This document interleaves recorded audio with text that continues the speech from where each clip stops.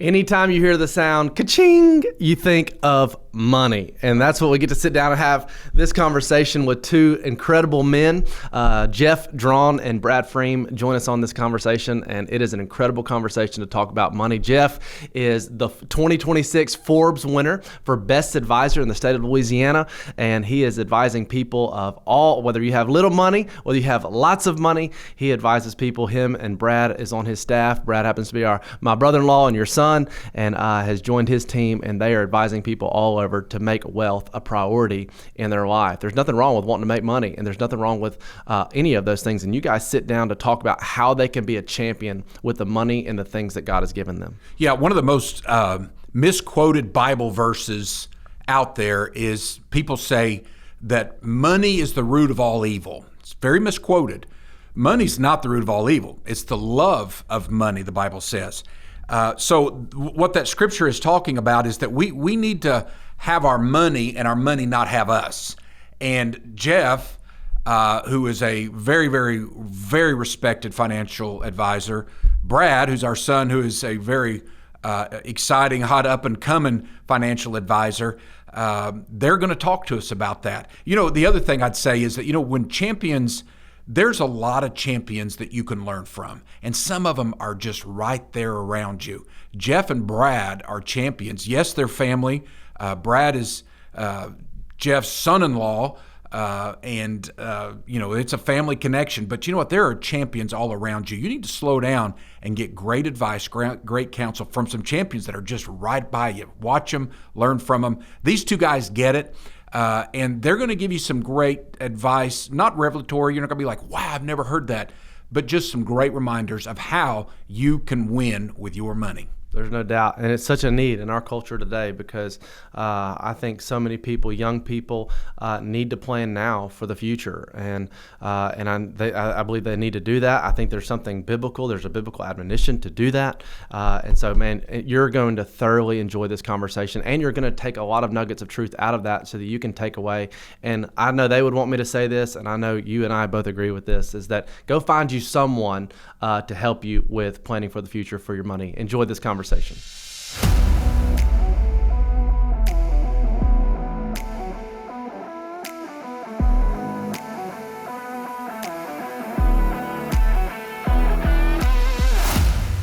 All right. Well, man, it's so good to be here. I've been looking forward to this for a long time, obviously for selfish reasons, but also just some real practical reasons.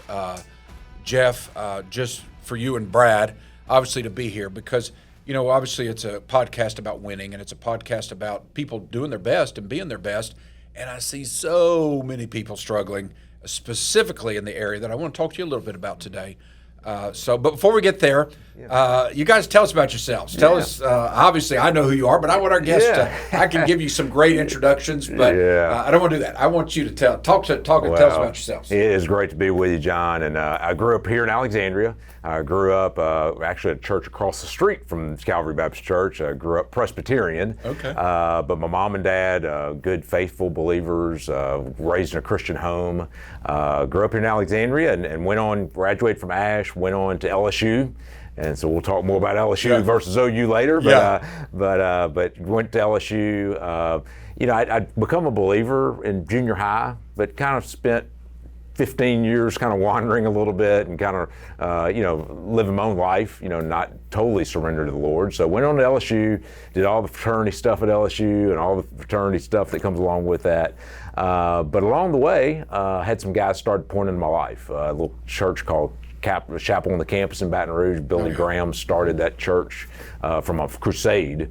One of his guys started that church in Baton Rouge in the 70s. Okay. And so some guys just started kind of intentionally pouring into my life, and so through the fraternity actually, that were believers, and so they started discipling me. So kind of long story short, ended up graduating from LSU, worked in the LSU athletic department my entire college career, and then went on and got my master's in sports management and worked in the athletic department for a few years after I got my master's.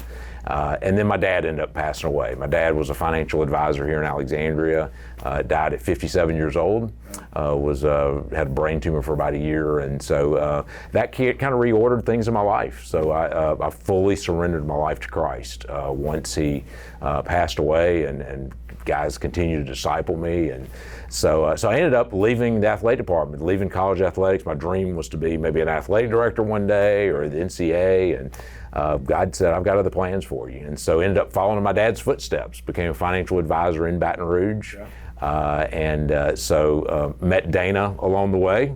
I'd been in a long-term relationship. I'd been dating a girl for 10 years that God told me to kind of put to the side after I surrendered my life to him. And so met Dana down there, and so we got married. And once we got married, God had other plans. The guy who took over my dad's financial services business in Alexandria left the firm, and so it's a long testimony, but God led me back to Alexandria to where my dad started in the financial business, and so ended up back here. So we ended up having 3 daughters, and so Sarah, married to this guy next to me, Catherine, and then Elizabeth, who's married to Ryan, who's on your church staff. Yeah, on our and church staff. So lots of connections there. But just very, very blessed. Been in the investment business for 31 years. Just finished my 31st year in the business. Just love what I do.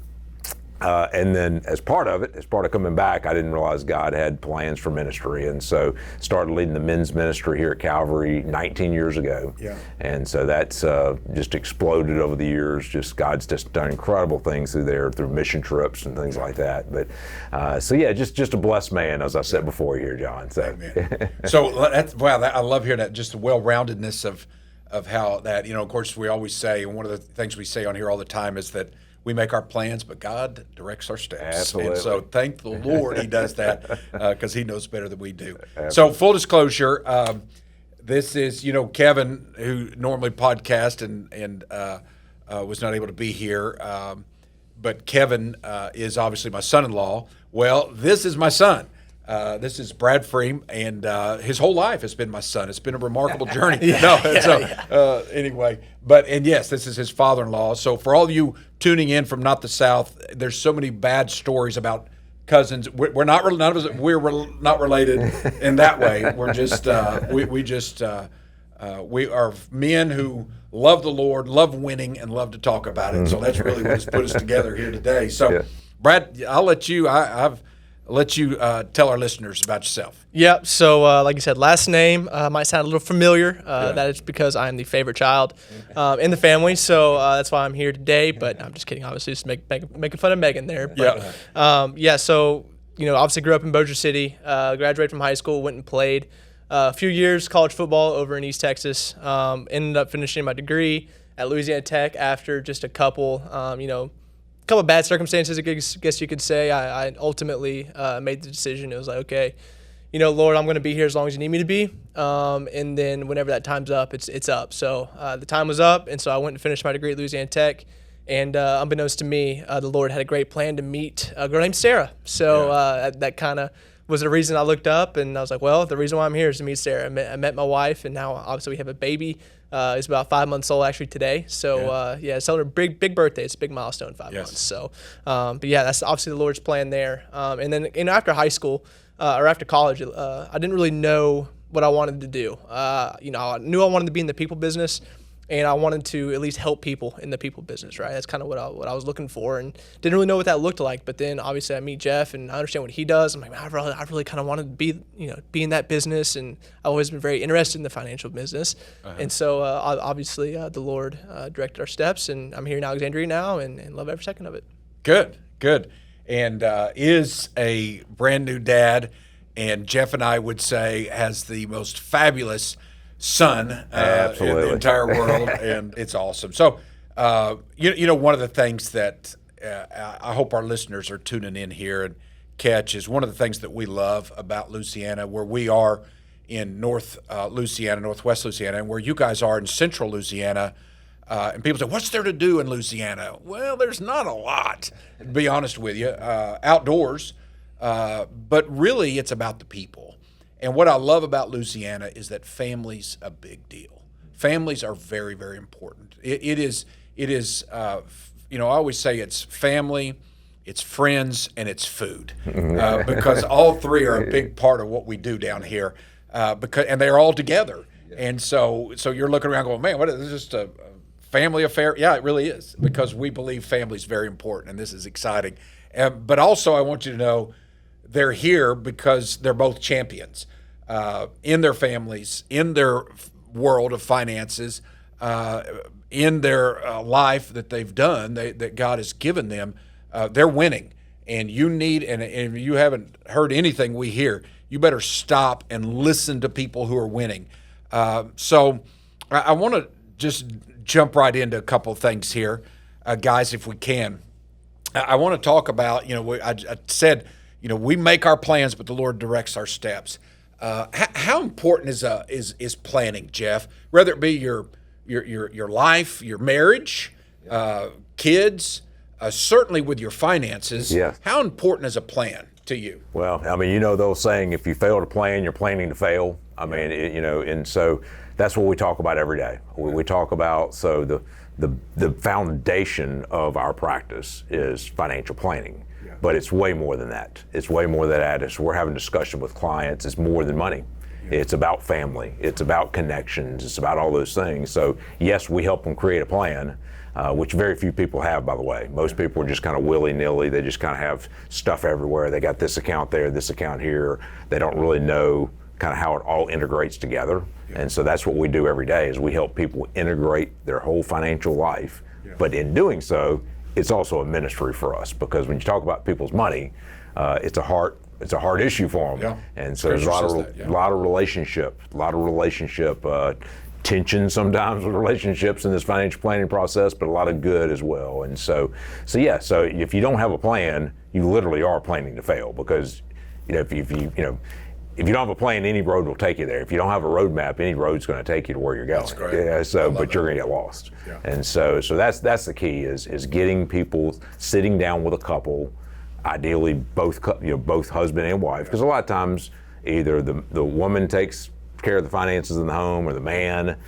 We don't want to do the plan unless both of them are there, because it's so essential that couples get on the same page with this. That's awesome. And Brad, and a lot of times we as young people, when I was young, not so much anymore, but we one of the things we do is we fail to plan, and especially in your generation, it's a off the cuff, it's a quick, it's a all these other things. What are some of the things you say to young couples about planning, not just with your money, but just in life, just setting down and having a plan, working the plan, and being patient about the plan? Yeah, so there's a couple of things there, and I think one of the biggest things of social media these days is that everybody's getting rich quick. Mm-hmm. You see that all the time. People come in and they have this grand idea they saw on social media. It's like, that's not how that works. Yeah. Just so the get rich quick thing, it's just not existent, right? You either win the lottery or somebody's scamming you. That's kind of the deal there, right? So you got to be careful with get rich quick schemes. But also, I always tell young people that, because it's a big saying in kind of my generation, is that, it takes money to make money, right? That's kind of a cop-out. It's a big excuse. Yeah. What it really takes is discipline and consistency. Okay. That's what it really takes. So I always tell young people that if you can develop that discipline and consistency at a young age, you can set yourself up for the rest of your life, and really just the generations going forward. Yeah, I love that. I love the discipline and consistency thing. That's true in marriage. That's true in our Christian walk. Exactly. The difference between champs and chumps a lot of times is a discipline, or a lack thereof discipline. Yes. And I want to get into that in just a second. But Jeff, I obviously respect you and your field very, very much, not just who you are as a man and your friendship and man of God, but you're one of the top in what you do. And you won't say that publicly, because you're very modest about it, but really, generally, one of the best around in your field. To talk, what would you say to folks listening? Just some tips for winning. Because we know that, and we're going to get into this, a lot of families are struggling, marriages are struggling because of their money. Yes. What are some top tips that you give them about, whatever it is you want to say? Yeah. Well, first of all, before someone's even married, and I know you do premarital counseling and things like that, a couple has to be on the same page about money before they even get married, because money is one of the biggest dividers of marriages. Mm-hmm. And so getting on the same page about money prior to marriage, but then making sure you're on the same page during your marriage. We have people come in and they're like, okay, we have separate checking accounts, and we got, run my portfolio separate from his, and that just doesn't work. It doesn't work in God's economy, and it doesn't work in the real economy. Because if you got yours and he's got his, you're not together. You're not together. So whether it be sitting down and doing a budget together, and again, people can have different opinions on this, but I don't think there ought to be separate checking accounts for husband and wife. I think it's all together. Because again, the tendency is meant to be, oh, well, this is mine. You can't have mine. Yeah. So when we're married, it's all together. And so the first thing is getting on the same page about your finances prior to marriage, during marriage, and the biggest tip I have is living below your means. I mean, we see it every day. People that live below their means, below what they're making, on a consistent basis are able to save the 10 to 15% that we recommend. We recommend you save 10 to 15% of your pay. If you want a comfortable retirement, or if you want to send your kids to college, or whatever goal it is that you have that we help you outline, you got to save somewhere around 10 to 15%. And then we encourage people to give 10%. As followers of Christ, obviously, if they're a believer, we can easily speak that language that you're not going to get very far if you don't tithe. If you don't do the simple thing that God says is 10%, and so that's the minimum, by the way. That's just the baseline. I think saving, giving, being on the same page, and communicating about money. So many times men get on their wives about this purse they bought or this pair of shoes they bought. I can't believe you spent this much on this pair of shoes. But he has no problem going out and buying a four-wheeler. He has no problem. The big ticket items, the guys have no problems with, but they get mad about the little tickets. So just getting on the same page with you and your spouse, that could diffuse so much of the financial problems out there. And giving it to the Lord. And when you're tithing, you're putting the Lord in the middle of the very beginning of the month, where you're giving that 10%. You're automatically putting the Lord in the middle of that. So one of the things that I love that, Jeff, because I hear. I even hear secular people who, for a Christian, biblical tithing, which I want to talk about in just a second, but for the secular world, I even hear financial guys in the secular world saying, you need to be giving. If you want to understand money and understand the heart of money and to have a good grasp on it, you need to be able to give some of it away. Exactly. And I think that's and I think that's part of the biblical principle, by the way. Absolutely. Is that giving and tithing thing. And one of the things that I tell young people in premarital counseling is, you better save, you better spend wisely, and I talk about no debt, and talk about pounding in their heads about interest. Is your enemy. Do not pay interest. Interest is only good if it's coming to you, not going away from you. Yes. And then I talk about tithing and the biblical principle of why that's so important. Jeff or Brad, talk about that with young couples, especially. And again, I hate just that we can't speak to young couples. We can't. But you're a young man. You're in it. You obviously were raised to tithe and to be in a Christian home, but what would you say to people that I just don't know that I have to tithe, or I don't know that I want to tithe? What would you say? Yeah. Well, again, like I said, it's a hard issue. Being a good steward, right? I tell people all the time that whenever they're passing down, whether it's inheritance or anything like that, people look up, they see dollar signs with an inheritance. But the best thing that you can pass down is actually that hard issue of, okay, here's the discipline and like I said, consistency, and the hard issue of, I honored the Lord with my finances. That's the best estate plan you can have right there, is passing that down. And so I remember just a quick story, but I was taking the trash out for our neighbors. I don't know if you remember this. And they would give me, it was like $2 a week to take their trash out. Yeah. And I look up, and I've, for a little kid, I got some money, I saw cash too. I felt like I was rich, man. Yeah. And you took me and you sat me down. You're like, all right, here's how much is going to the tithe. And I'll never forget being a little kid putting that in the tithing bin and being like, man, I hate to see that go, right? Just being a little kid, but just understanding. But as you grow older, you understand that's like, okay, we're called to be good stewards of our money. We're called to give and to give the first 10%, right? Jeff said it's the minimum. So if you can establish that, you can live way more off 90% than you can 100%. You really can. That's a great statement. So exactly. Yeah, absolutely. It's really just the being the biblical principle of being a good steward for money. And I would bet that you see people who do tithe will have a better understanding of living under their means. Oh, absolutely. And it's just, and so getting to the, you can live way further on 90% than you can hoarding and hanging on to that 10%. Absolutely. For those of you not listening, we believe in a biblical principle of tithing. That's the first fruits. That's that Old Testament principle. A lot of people say, well, it's not a New Testament principle, and I would say I disagree, because Jesus said, I would have you not withhold the tithe. Well, if he was going to abolish it, because he did with dietary and some other things, he wouldn't have said that. But from that standpoint, but you made an interesting statement about that just being the minimum, because that's just the first fruit. Yes. But giving is about God owns everything. And again, those of you not listening as Christians, you're like, this is crazy. Not to us who believe. Exactly. It's not. So talk a little bit more about that. Yeah, well, it's all his. I mean, as believers, we know that it's all his. I mean, so I think it's actually kind of foolish to say, I'm going to give 10%. Yeah. You're just giving him back what's already his. All of it's his. Yeah. You're just giving back what's already God's. And so, that Malachi 3:10, the only place God in Scripture says, test me.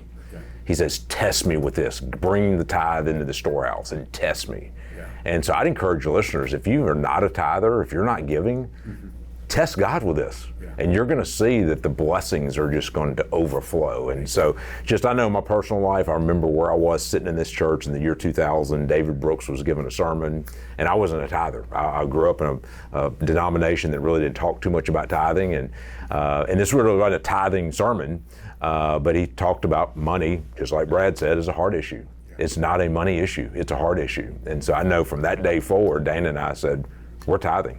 And God has opened up the floodgates, and this is not some prosperity gospel message, but he's opened the floodgates of blessings in our life. And so, and just a quick client story, one of my favorite stories in my 31 years in business, and she's an inspiration to me still to this day when it comes to giving.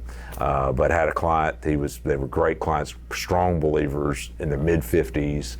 He worked in a plant. And he said, I'm getting ready to retire. He said, I've been working the plants for 30 years. He said, I'm just worn out. He said, I'm getting ready to do my last turnaround shift, and I'm going to retire. And so he went to Texas, did the last turnaround at this plant. Plant exploded, and he died in the explosion. And so it's just all over the media. 10 people died in this explosion. The media's out interviewing everybody, and I saw the interview myself on TV, and they're interviewing her. And she said, God has a plan. God has a plan for all this. And so she was the only one of the 10 that didn't hire an attorney to represent her against this company, this oil company. And everybody said, you're crazy, they're going to rip you off, they're going to do this. She's like, God's got this. And so she came, and she ended up getting the largest settlement of any of the people, millions and millions of dollars, like, $10 million up front, and $10 million every few years, and her kids got money for the rest of their lives. And so she gets money every month, tax-free for the rest of her life. Wow. So huge, multi-million dollars. Okay. But the big part of the story is, she walked in and she said, and I'm, as a financial advisor, I'm saying, okay, we're getting ready to invest, $10 million, $20 million, that's great. I'm glad to help her. She said, Jeff, she's like, you're never going to invest a dime of this money. She said, it's the Lord's. She's like, it's going to the Lord's work. And that was 25 years ago. Wow. So every month, I still am her financial advisor, but literally the money hits the account, she gives it away. Wow. And so I'm not going to say her name so you aren't calling her right away. Yeah. But literally I've seen her, and I've been able to participate in that, to be able to call little bitty ministries that have no money. We just did it recently. Yeah. Called a little bitty ministry that has $600,000 in debt. And they're trying to struggle to keep their ministry going. And she found out about it, and she said, Jeff, I want you to call this ministry and tell them you're about to send them $600,000 to pay off their debt. And so I get chills thinking about that. So able to call them, say, hey, anonymous. She doesn't, and she never lets anybody know who she is. Yeah. It all is secret. And so we paid off this ministry's debts, and they're just over the moon. Yeah. I've called people and paid for their college education so their mom could stay home and get home from, be able to stay at home with the kids. But she is my example. Because she's like, Jeff, I've got income for the rest of my life. It's not going away. Yeah. So let's just give it away. And it all is for the honor of God, and it's all just anonymous. And so she's been my inspiration of, we're not leaving this earth with anything. Yeah, what are you going to do? Yeah, we're not leaving this earth with anything. Keep piling it up. Yeah, Good. And so, but we see it every day. People, I can't let a dime of this go. I can't hit my principal. I can't do this. It's like, where's all this money going? Yeah. And so, and we can talk a lot about inheritance, but you know, we want to leave, and it is biblical to leave our kids an inheritance. Yes. So obviously we want to do that. So Yeah. Brad, Sarah, we'll get an inheritance hopefully one day from us. But enjoy your life, but also give during your life. Yeah. Don't just wait till you're dying and you're dead to see people enjoy the fruits of what God's blessed you with. So give during your lifetime. Yeah. Give to causes, give to ministries, and believe me, the blessings are going to be more than you can possibly ever imagine.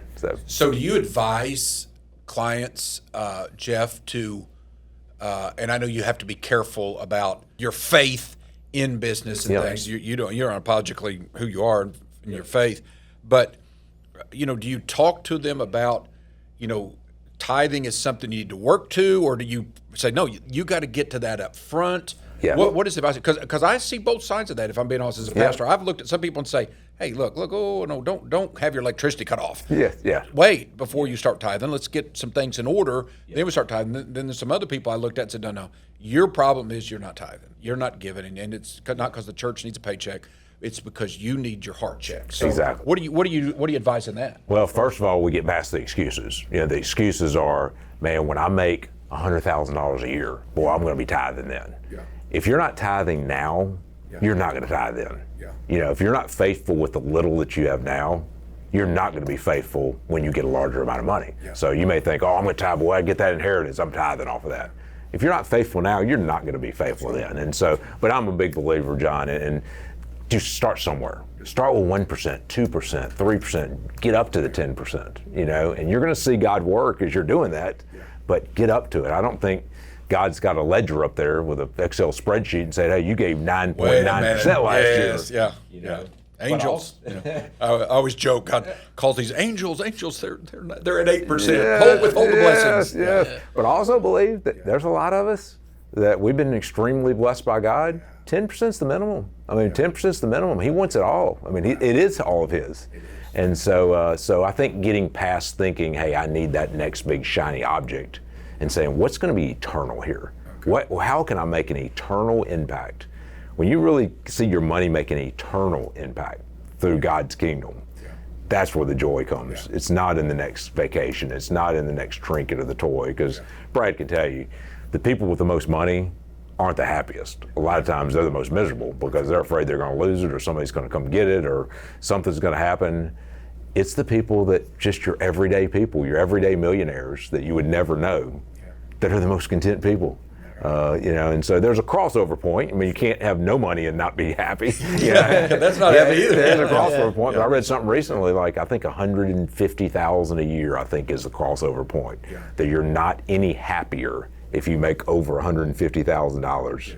It doesn't matter if you make $2 million, $3 million, because there's always going to be someone more wealthy than you. There's always, and that's one interesting question that we get all the time.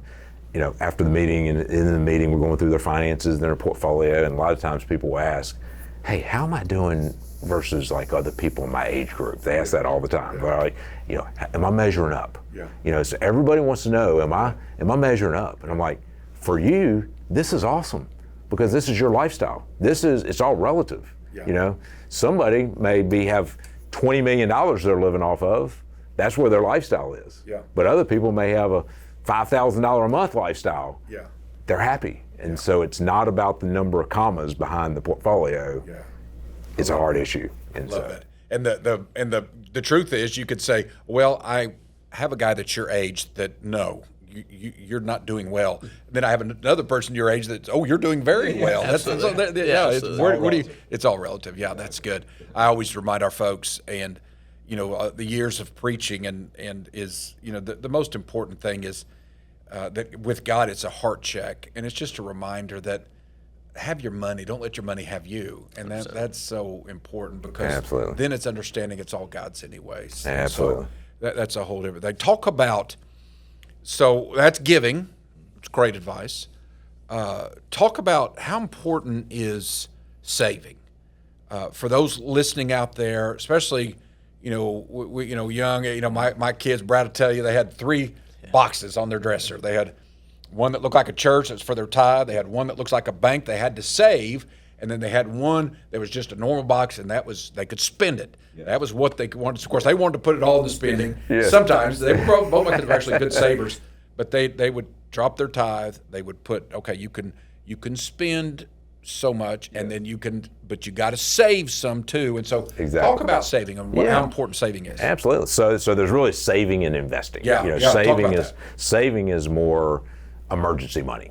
Emergency money, having money at the bank, a money market at the bank, cash at the bank, savings accounts, things like that. And so just a general rule of thumb is 3 to 6 months worth of whatever it takes you to live on a monthly basis. Not necessarily your gross income, but what does it take to live on a monthly basis? And just, by the way, just figuring that out, a lot of people have no idea how much they spend every month. So do a little study of your financial situation. So, okay, we spend $6,000 a month. Then you need about $18,000 in savings. Just a cash account at the bank, money market account, very liquid, where you can get your money. Because if you don't, the first emergency that comes up, you're going to be digging into your longer term investments. You're going to go out and be borrowing money, those sort of things. So the foundation is a good 3 to 6 months worth of living expenses. Now, for small business owners, that may need to be about a year because their income can be volatile. But for the general person, somewhere around 3 to 6 months. Above and beyond that, that's where you get into investing. And so, first of all, we look at the debt. Make sure your debt's in order. You don't want debts on anything that's a depreciating asset, ideally. Okay. If you can't pay cash for the car, try not to buy that car. Now, again, people have car notes. 80% of the people listening to this probably have a car note. But just make sure you got enough money to pay off that car if you had to. And that's a good rule of thumb. If you don't have money to pay off that car if you had to, you probably can't afford that car. And so that's where people sink themselves, is in car notes. $1,000 a month car note. People like their cars. They're bringing home $3,000 a month and $1,000 in a car note. It's just that will sink you financially, So I don't mind borrowing money on appreciating assets. If homes, land, property, those things are appreciating. So mortgages and things like that. That's not a bad. It's not a horrible way to borrow money. So debt management, of course, is a big one. But then it comes to investing, and then you invest for the future. And so you've got a bucket of your emergency money, the short-term money. So on their savings. Yes. Real quick. Yeah. Is it the same advice with like giving? Start where you can. Yes. And you if I need to have $20,000 in my savings that you're saying, I can't get there right now. Exactly. Well, you're saying. Exactly. Yeah. So you just gradually get there. Gradually get there. Now, don't wait too long because you can spend it. Get to the bank and get set up on a savings plan that's disciplined. Absolutely. And we encourage people. Brad does it all the time. Is to do systematic, straight out of your bank account every month to go to the savings, to go to a money market. Just that discipline we were talking about. The discipline of taking $500 a month and just put it in an emergency fund. So you got to put some effort into stopping that savings. Exactly. Yeah, absolutely. And just some advice there is that people think, saving is just whatever I have at the end of the month. I'll just throw in, I got $50 at the end of this month. Okay, next month, I got $200. Great. That's not the most efficient way to go about it. The most efficient way is to say $500 a month, and it's going to be $500 no matter what going forward. Like this, that month is not going to change, right? So that's the discipline side of it, is saying, okay, I know I have $500 at the end of this month. No matter what, it's going to savings. That's it, right? That's not there. There's not a plus or minus there. It's 500. And that's right? like if I can't pay a bill, that car. Yeah. Well, honey, let's go out to eat, or let's get a new. No, we can't, because we got to pay for the car. Exactly. Yeah. It takes that same discipline in savings. Yep. Hey, well, we can't save $100 a month or $500 this month. Yes. Mm-hmm. Well, then we don't get to go eat. We don't Exactly. We don't get to buy that extra. Exactly. Yeah, okay. It's all about priorities. You're setting the priorities of, okay, this is a priority in our life. Well, unfortunately, people's savings a lot of times is not a priority. Yeah. It's just an afterthought. Yeah. And then once you get that savings to where it needs to be, then you can look at some of these longer term goals that we'll talk about, saving for college education, saving for retirement, saving for the big things that require a lot of money. Then that's where you get that same discipline. You transfer that over. Now that you got your emergency money in place, then you transfer that over into, okay, now let's build these long-term investment portfolios that are going to be funding these big ticket items. Talk to our folks about that. Talk to them about, I know investing obviously is start heading that direction, but about I'm a young parent, or I'm a fairly young parent. I've got kids that one day Yes. I hope will want to go to college. Yes. What can I do about that, Jeff? What is there? What help me with that? Yeah, there's no excuses for not being able to save for college. I mean, literally no excuses. We can show you $100 a month. What do you spend $100 a month on? That's 5 Starbucks trips or something. Exactly, yeah. So $100 a month into a college savings plan for a child is going to pay a good chunk of their college. Wow. And so we can do calculators and show you that. But from the time they're born, if you're doing that every month for the next 18 years, the compounding in that money, I'm a great testament to that of sending 3 girls through college by doing that. Yeah.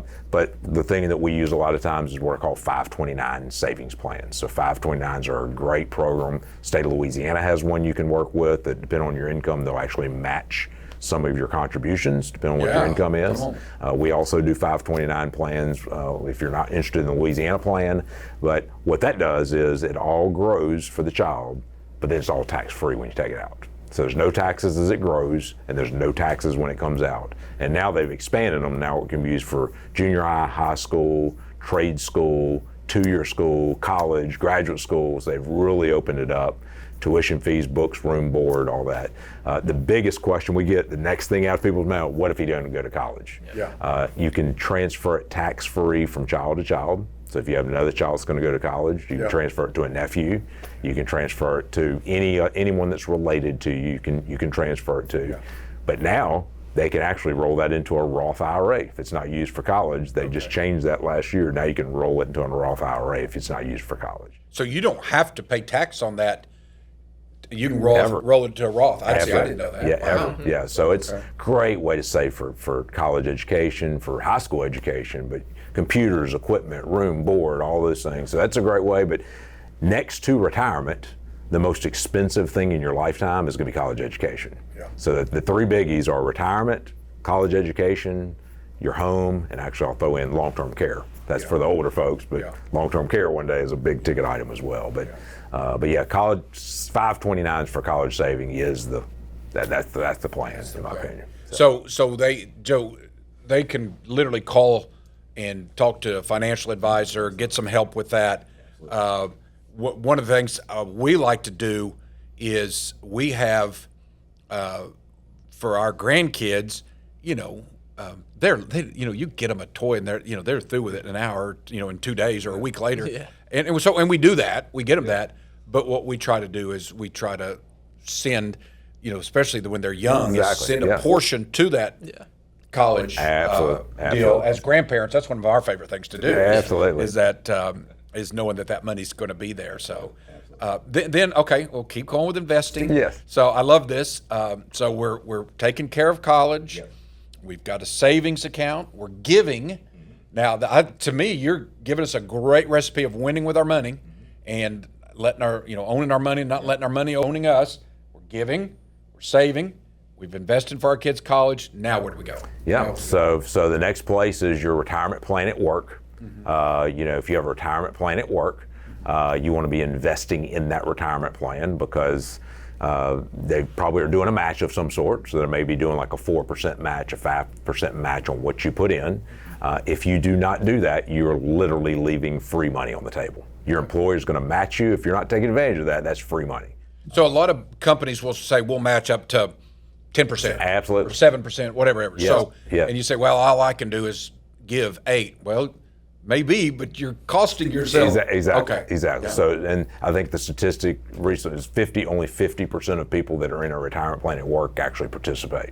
Wow. So literally you have half of America that has a matching 401k possibly that they're not participating in. Yeah. And but if you don't have a 401k at work, and by the way, in the 401k, if you're under 45 or so, I would do the Roth side of the 401k because same thing as the 529. When you retire, that Roth part of the 401k is all tax-free when you retire. No taxes on it the rest of your life. Yeah. If you don't have a retirement plan at work, Brad, talk about the Roth IRA that you can do.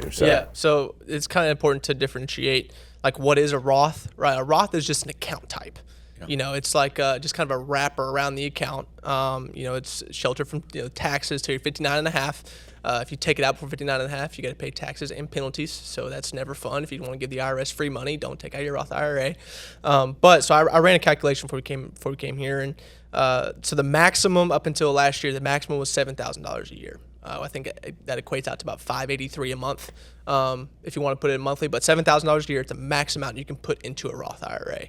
If you started that in the year 2000, so just put it into the S&P 500 index, the investment inside the Roth, the S&P 500 index, $7,000 a year, you would have about $710,000 today. Wow. And you would only personally contribute about $135,000 of that.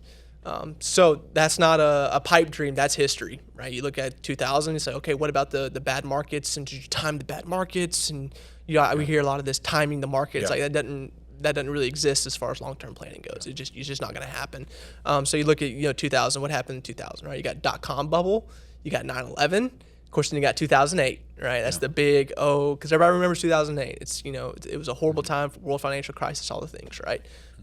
That's through all of that, right? That's through just keep investing, and you'd be looking around $710,000 today, which people look up and like, I would love $710,000. Like, okay, would you love putting in $7,000 a year? Would you like that discipline and consistency of it?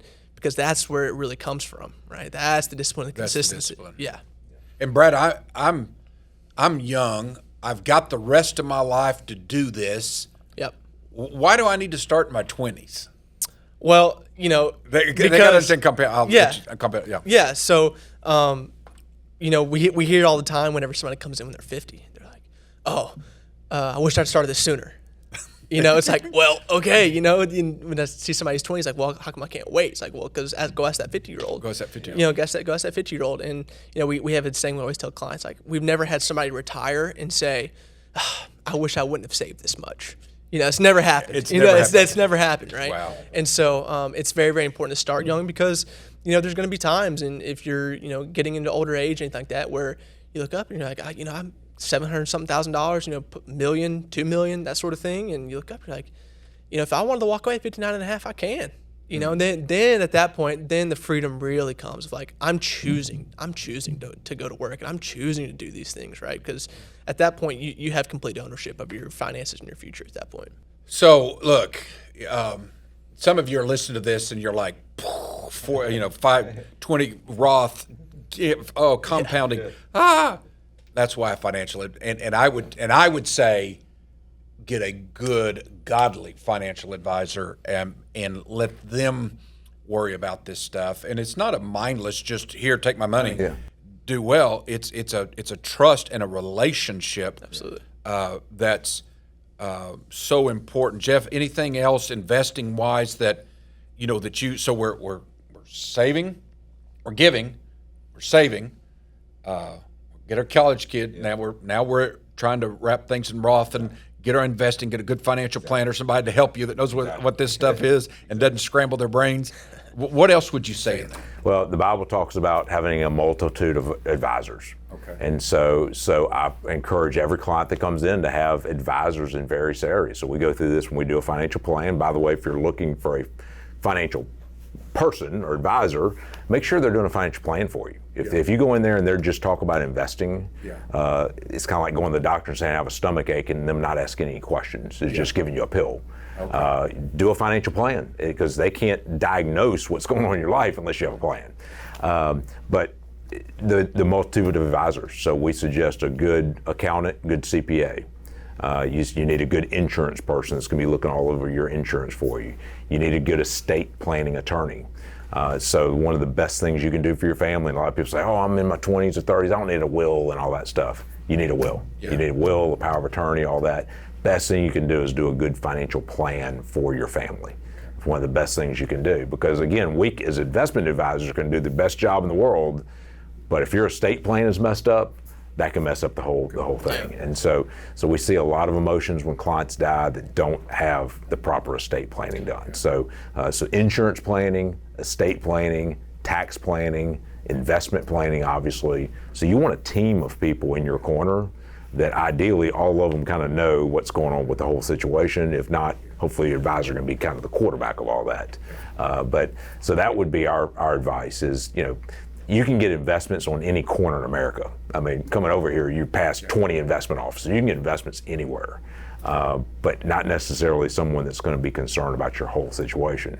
And we take it a little further that we're concerned about their eternities as well. So we're concerned about their spiritual well-being, and Brad will tell you when somebody dies, they call their pastor and then they call us. Yeah. I mean, we're right there in the thick of things with their family, making sure everybody's okay, putting the hand on the shoulder, praying with them.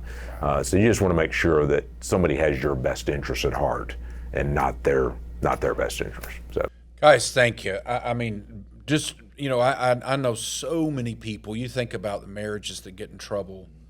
You think about we were literally listening to someone that. A guy at my church yesterday was talking about the collapse of a huge company in Tulsa, oil company, and he was there working. And I remember when it hit the news, national news, and he went there knowing his business, bought the cheapest house, lived well under his means. When the company folded, he got a little bit of a severance and moved back here and got another job and did just fine, didn't skip a beat. Yeah. But he said it was astonishing the number of people, he said literally in his office, that committed suicide because they didn't do that. And when it did fall, it cost them everything. They were in so much debt. They were in so much trouble. And so your money not having you and you having your money is not just a trite statement. Yes. It's a big deal because this is big stuff, because Absolutely. Not having it and the trouble and all those things. Money doesn't buy you happiness, but not having it and not taking good care of it, not winning with your money, it also brings a lot of heartache, and it doesn't have to. It does Absolutely. not have to with that. Guys, real quick, just kind of closing. Thank y'all for that, because I know so many people, they're not winning in their money, and it's obvious, and it's kicking their tail, and it's affecting a lot of things. So I want you to talk about winning in your faith. Jeff, you are a brilliant financial planner. You are a unbelievable husband, dad, now granddad. But man, you are a absolute superstar champion in discipling men in your Christian walk and challenging them. Talk to us a little bit about winning in that, and how you like men to win in their faith. Yeah. Well, John, I mean, that's you just talked about my passion. I mean, that's the business is a way to fund my passion, which is men's ministry, and all I'm really doing is just what guys did for me. I mean, what guys did for me, guys that poured into my life in college in that fraternity house, and then discipling me in that church in Baton Rouge, showing me what true discipleship was like. I had a great dad. But my dad was never really engaged with me spiritually. He was a believer, but we never really had spiritual conversations. He never really had those conversations with me. But I got some men around me that started pouring into my life, and I can visualize who they are right now, just at LSU, and then I move here to Alexandria 30 years ago and hook up with some great guys. And so it all started just my need to be discipled. I mean, I needed to be discipled. I needed to be shown what it was like to live out my faith. And so these guys just started pouring into me. And so it was almost 30 years ago, we just started some men's small groups here at Calvary. Started one group here at Calvary, and just started saying, hey, let's just show up on a Wednesday night. We had what's called the New Believer's Bible. We took the New Believer's Bible, and it had little chapters of just topics. And we just started going through that New Believer's Bible, and it grew and grew and grew and grew to like 30 guys every Wednesday night. And then one of our pastors came to us and said, y'all need to split up. It's getting too big. And so we split into 3 groups, and then those groups split off, and those groups split off, and then years later we started doing a Friday morning thing called the Quest that we do. But just for me, ministry to men is ministry to myself, because I have to look myself in the mirror and know that I am the man that God wants me to be. And I can't tell guys something that I'm not. And so I say all the time, I'm a fellow struggler with every guy that walks in that place. But guys, in general, guys are isolated. Guys are isolated. They go to work, they go home. We close our garage doors. We don't even talk to neighbors anymore in our society. We close the garage door, and guys are isolated, and they're dealing with issues. Now, women have plenty of issues as well, but men are dealing with identity issues. They're dealing with father wound issues with their dad. They're dealing with all these issues, and they're not opening it up to anybody. And that's why suicide rates are through the roof. That's why men in general, and I know not in your church and not at Calvary, but men in general don't go to church. It's the women that are driving the ministries in the churches across America. And so it's time for our men to step up. Amen. And so one thing I just so admire about your church is the men coming down and praying before the service starts. Just that's setting the tone for things. So just, we've talked about it for years. I mean, you get the man at church, you're getting the family. That's right. You get the woman, you got maybe a 20% chance of getting the family there. You get the man, there's like a 90% chance their whole family's coming to church. And we all know the answer is Jesus Christ. Yeah. The answer is a relationship with Jesus Christ. Yeah. So, which is the most manly thing a man absolutely. can do. But I believe men need to be challenged. Yeah. Men need to be challenged. Absolutely. We were born to be warriors. We weren't born. Yeah. We weren't born to sing little hymns and lay on clouds all the time like we envision heaven to be. Yeah. Maybe, we're warriors. That's And so I think men need to be challenged. They need to be challenged to step up in their faith, step up in their family, step up in discipleship. So I could go on and on. I love this is my passion. But men, the problem with America, the problem with society today is men haven't been the men they were called to be.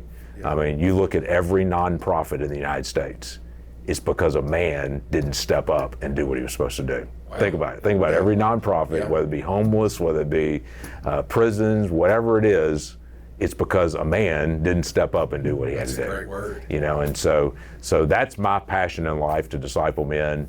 The investments, young guys like this, they're going to take the investment world by storm. Yeah. But let's invest in eternal things, and that's discipling the next guy in front of us. So, I love it. Brad, talk about your faith and talk about how do you integrate it into the public market. You have to, fine line, I guess, at times. But how important is your faith and all of you there? Absolutely. And we say walk a fine line, but we're very unapologetic about it when somebody comes in our office. It's like, we go to Church of Calvary. We love the Lord. We pray for our clients every Friday. We have a prayer list going for our clients because we really do know kind of the ins and outs of everybody's life, what's going on, and so we have a prayer list going for our clients. So just having that up front with the client, being like, hey, we're going to pray for you. Like, congratulations, you're now on the prayer list. We're praying for you. I love that. And so we're very unapologetic about that. But one thing that has completely changed my perspective is obviously having a baby, right? Yeah. Whenever we first found out she was pregnant, it's I describe it to some of my friends that don't have kids yet. It's like you're on like the razor's edge of panic and excitement. Like you're on the razor edge there. Because you're like, because you have no idea what to expect. But I'll tell you right now, it has completely changed perspective as far as, I never had a problem like leading in the locker room. That was kind of my job. I was quarterback, okay, you lead in the locker room, you lead, and never really had an issue with that. But now it's like, now I got to lead a family. And so the responsibility of that is so much greater, right? So I look at Banks and it's like, okay, he's 5 months old, but as he continues to grow, it's like, okay, he's gonna be looking up to me. I need to be the guy that I'm gonna try to raise him to be. I'm gonna, and ultimately it's like, Lord, guide me through this. Like, this is not gonna be easy, right? Like, it's not gonna be easy, but have that perspective of knowing the responsibility of raising a family like that. And so, that's been, the last few months have been, as far as perspective change as that goes, I've always had a very, very close relationship with the Lord, but, adding a family member, it does change a lot of responsibility-wise. That's right. And that's a trigger for a lot of people spiritually, Brad, but it's also a trigger for a lot of people financially. Mm-hmm. Yeah. Is when you start, yes. It's no longer, woo, and then you start holding that challenge, like, oh my goodness. So, yes. Well, guys, thank y'all so much. Man, I want to challenge our folks to please get out there and try to win with your money. I mean, it's that important. But most important, win in your faith, in your walk with Jesus Christ. And if you don't know Christ, I double dog dare you to sit down, give him a shot, see if he won't show himself to you in a powerful way, because we believe that he wants to, and he's very, very real. He loves you and has a plan for your life. You just need to sit down and slow down and see what it is, because I'm telling you, it's a game changer in all the ways. Well, guys, thank you. Thank you for your time. Thank you for your input. I guess, Brad and I would say Boomer Sooner, and my friend Jeff would say Go Tigers, and we love to disagree about that on Saturdays. But again, thank you. I'm proud that you guys are family, proud of what you're doing, and God bless you. Thanks so much for tuning in to the Traits of a Champion podcast, helping you pursue the wins in life. If you enjoyed today's episode, be sure to hit subscribe. You can also follow along with us on Facebook, Instagram, or watch our episodes on YouTube.